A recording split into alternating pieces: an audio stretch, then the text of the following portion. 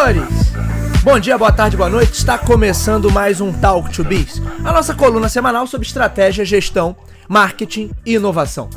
O meu nome é Bruno Garcia, eu sou professor e profissional na área de marketing e business, e aqui você já sabe, toda semana a gente traz um tema novo a respeito do mundo dos negócios, mas também a gente faz comentários sobre notícias e acontecimentos que podem ter um impacto na sua empresa, no seu planejamento estratégico ou na sua carreira.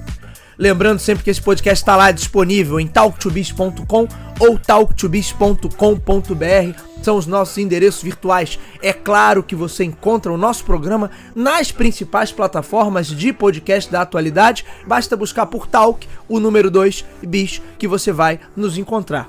Você pode ir também no YouTube, o canal Talk to Biz no YouTube, além de servir de repositório para todos os episódios do nosso podcast, a gente também produz conteúdo em vídeo específico. Como eu já falei em outros episódios, a produção em vídeo agora está um pouco mais lenta, mas já tem bastante material por lá, tem bastante conteúdo interessante e está sempre entrando uma coisinha ou outra nova, portanto vale a pena. Se você gosta dos conteúdos sobre estratégia, gestão, marketing e inovação que a gente trabalha por aqui, certamente vai gostar do conteúdo que a gente produz também em vídeo, portanto fica a dica, Talk to Biz no YouTube.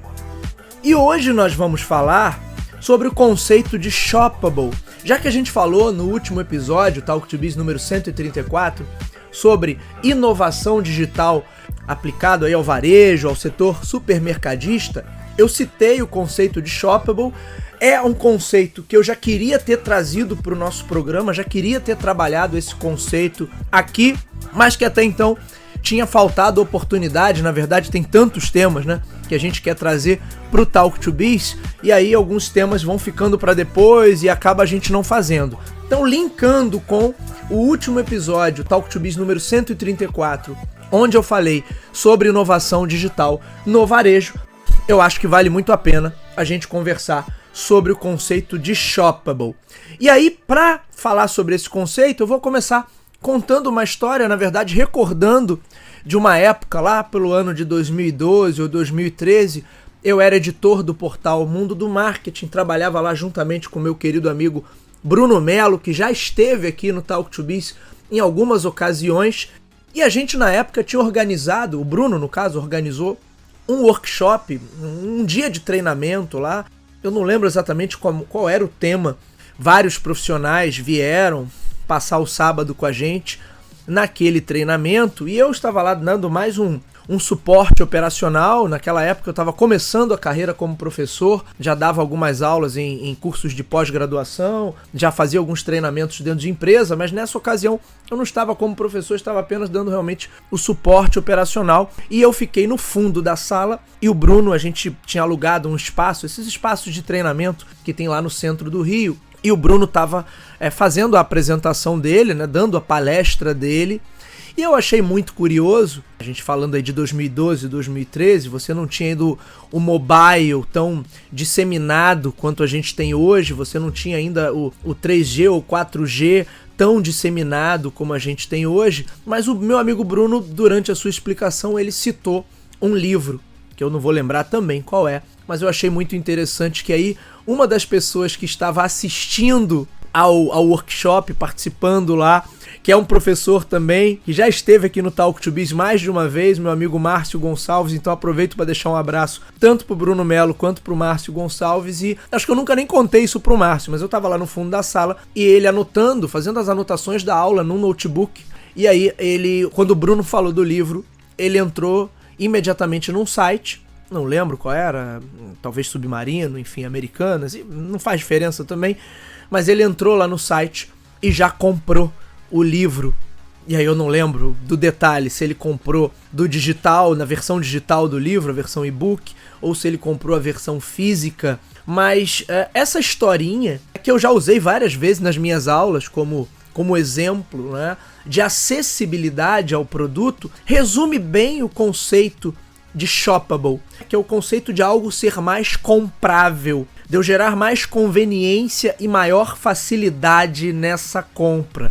E aí esse exemplo do professor que cita um livro em sala de aula, e aí o aluno imediatamente vai lá, busca por aquele livro, acessa aquele livro e o compra, E a gente poderia até melhorar esse exemplo, né? Eu poderia falar de um aluno que está com um tablet, ou que está com um Kindle, ou qualquer aplicativo que sirva como um e-reader, e na mesma hora ele compra, baixa o livro e já pode conferir esse conteúdo. Eu diria que esse exemplo é um exemplo perfeito de como funciona esse conceito do shoppable. Por isso que eu quis trazer essa historinha, uma história real. Desde aquela época eu já achei incrível, assim, pô, que legal, né? A gente tá numa época em que o professor fala de um conteúdo e o aluno pode acessar esse conteúdo imediatamente. E que o professor fala de um livro e o aluno pode comprar esse livro também imediatamente. E no caso de um e-reader, um Kindle da vida, ele já começar a ler esse livro, quer dizer, já ter o conteúdo ali em mãos efetivamente. E daí vocês começam a entender por que esse conceito de shoppable, embora ele seja algo tão trivial, até meio que óbvio, mas por que ele começa a fazer toda a diferença nas estratégias atuais. E daí o link que eu faço com o último episódio, quando eu falei de inovação digital com foco no varejo. Shoppable, qual é a tradução para o termo? É comprável.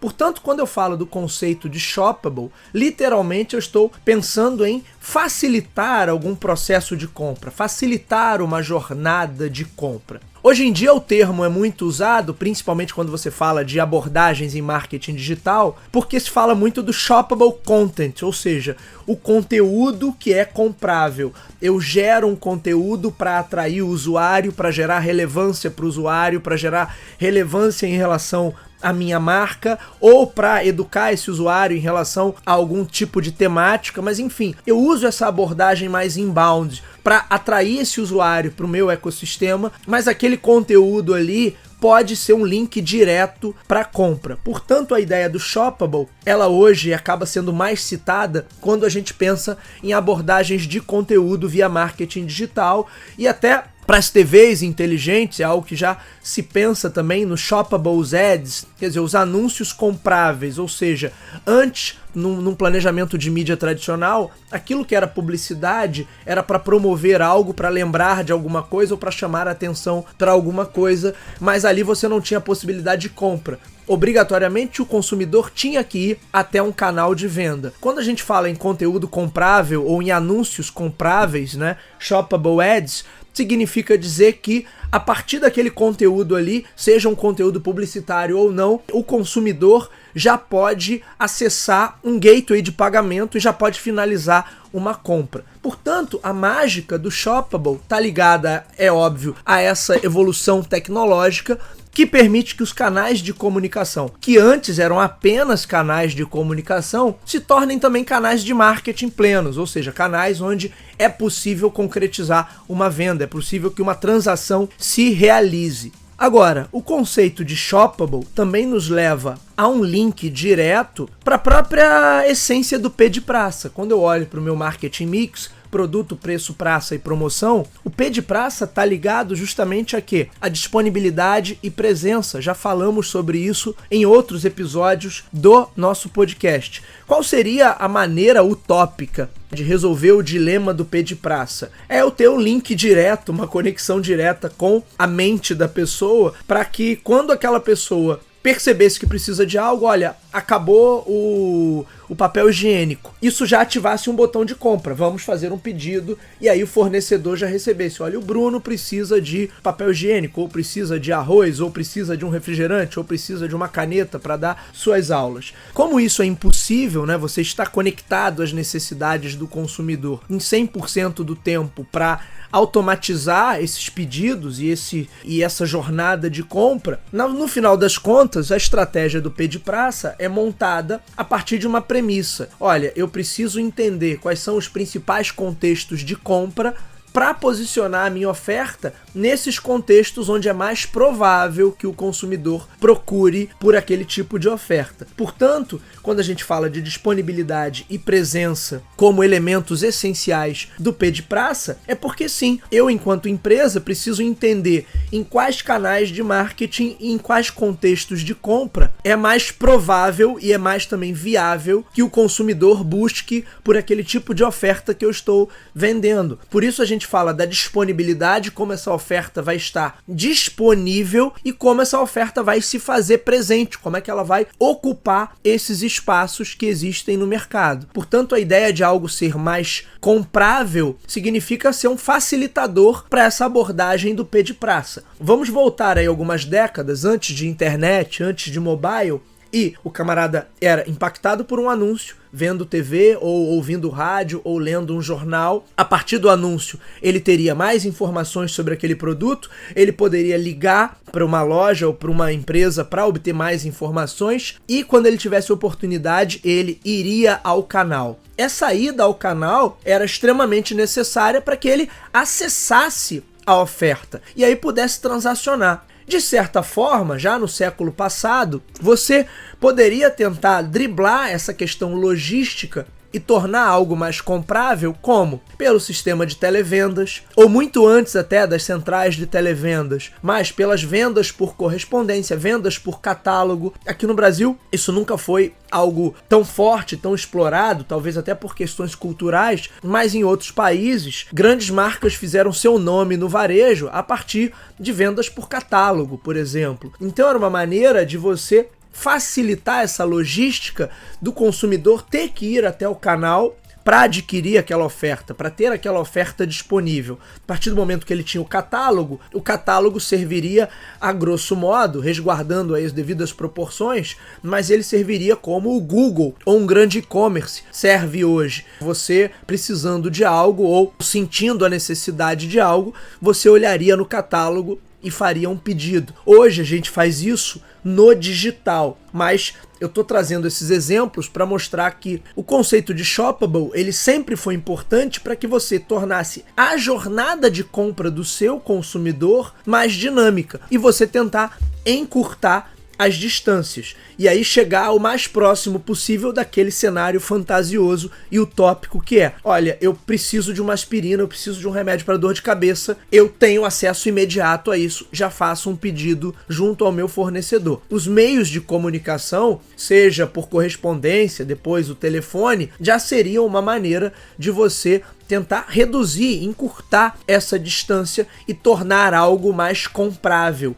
ampliar os limites da disponibilidade da oferta, e é justamente disso que trata o conceito de shoppable. Quando a gente vem para os dias atuais, onde eu tenho internet, mobile, conexão 4G, agora já chegando o 5G, eu tenho a possibilidade de levar esse conceito de shoppable a uma outra dimensão. E aí eu quero fazer o link com o que nós trabalhamos no episódio da semana passada, que era inovação digital com foco no varejo. Quando a gente fala em varejo híbrido, quando a gente fala em plataformas interligadas e jornadas de compra que estão integradas, eu estou querendo dizer que esse consumidor consegue acessar a minha plataforma e consegue acessar as minhas ofertas independente do momento, independente da logística, independente do contexto em que ele se encontre. Significa que eu torno algo mais comprável. Um desdobramento dessa ideia de inovação digital e hibridismo no varejo é justamente a gente trabalhar com o conceito de shoppable, como eu torno os meus produtos, o meu portfólio, o meu catálogo mais facilmente acessível. E quanto mais imediato pode ser esse acesso, mais fácil fica para o consumidor comprar comigo, maior a chance que ele permaneça leal a mim, porque aí, nesse caso, a conveniência, a facilidade e o dinamismo vão ser os pontos fundamentais para que esse consumidor continue comigo. Afinal de contas, ele não quer mais perder tempo. Na verdade, não é nem de hoje, né? Mas cada vez mais o mundo se acelera, o nosso tempo fica mais escasso. Portanto, você parar o seu tempo, parar suas atividades para ir até um canal para adquirir alguma coisa, torna-se, por muitas vezes, um esforço extremamente desgastante. E aí, quando eu facilito, encurto essa distância e torno essa oferta mais facilmente acessível para esse consumidor,